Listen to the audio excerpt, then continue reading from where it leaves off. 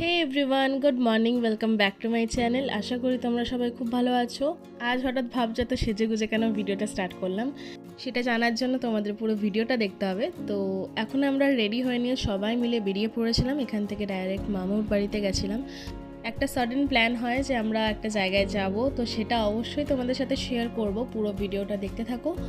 মামুর বাড়িতেই আমাদের গাড়িটা পার্ক করে আমরা একসাথে সবাই বেরোবো। দেখতেই পাচ্ছ সবাই মিলে রেডি হয়ে নিয়েছে, খুব সুন্দর লাগছিল সবাইকে।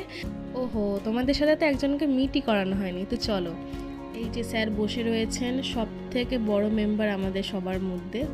এখন একটু লজ্জা পাচ্ছিলেন কেন, একটু ক্যামেরা শাই স্যার। যাই হোক, তোমরা একটু অ্যাডজাস্ট করে নিও। আর এইদিকে আমার ভাইও বসেছে ওর সাথে। তো এইদিকে দেখতে পাচ্ছ মামু ড্রাইভ করছিল, আর অ্যাজ ইউজুয়াল মা আর মামির মধ্যে গল্পের আসর বসে গেছে। এরকম হাসি মজাক গল্প করতে করতেই আমরা পৌঁছেও যাব। তো দেখতে পাচ্ছ বাইরে অলরেডি বৃষ্টি স্টার্ট হয়ে গেছে। ওয়েদারটা যে খুব ভালো ছিল সেটাও বলবো না, আবার খুব খারাপ ছিল সেটাও বলবো না। আসলে এই দিকটাতে হালকা ফুলকাই বৃষ্টি হচ্ছিল। জাস্ট দেখো বাইরে কাশফুলগুলো আর আকাশটা এত সুন্দর লাগছিল। তো প্রায় আমাদের পৌঁছাতে বিকেল হয়ে যায়। আর এদিকে এই দুই দুষ্টুকে দেখো, দুজনেই ফোন নিয়ে বিজি হয়ে পড়েছে। তো চলো, যেখানে অ্যাকচুয়ালি যাওয়ার আমাদের কথা ছিল সেখানে যাওয়া যাক। কিন্তু সেখানের কোনো আমি ভিডিও ক্লিপস নিতে পারিনি, অন্ধকার হয়ে গেছিলো তাই।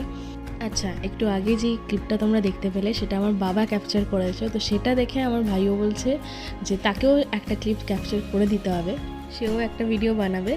তো যাই হোক, এখানে পৌঁছেই আগে এই বাচ্চাটার সাথে দেখা হয়। এত সুইট বাচ্চাটা ছিল, ট্রাস্ট মি।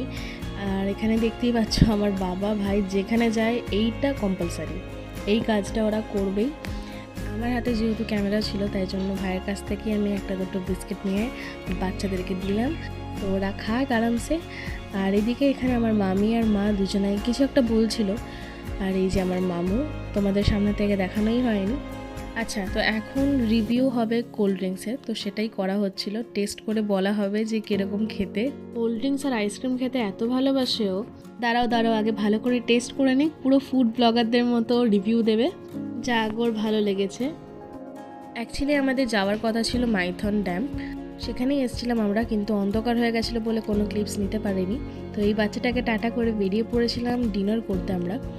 দেখতে পাচ্ছ 6:51 অলরেডি বেজে গেছে। তার কারণে মাইথন ড্যাম্পের আমি কিছুই শেয়ার করতে পারলাম না তোমাদের সাথে। সেটা না হয় অন্য একটা ভিডিওতে শেয়ার করবো আবার। এই তো এতক্ষণে নেমে পড়েছি।